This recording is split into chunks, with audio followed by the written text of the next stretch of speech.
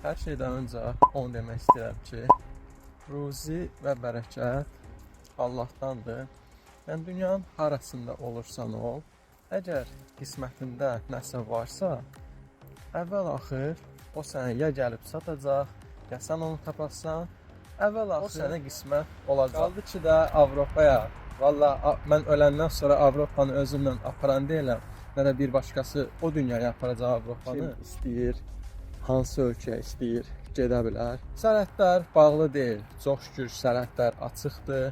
Gəlmək istəyən adam gəlir, nalamışa orada boş-boşuna vurmur. Bir dənə də nə deyim, paxıl insan olsaydım, sizlər bu dəqiqə bu videoları izləmir. Danışanda gərək hər tərəfli danışaq və haqqına danışaq.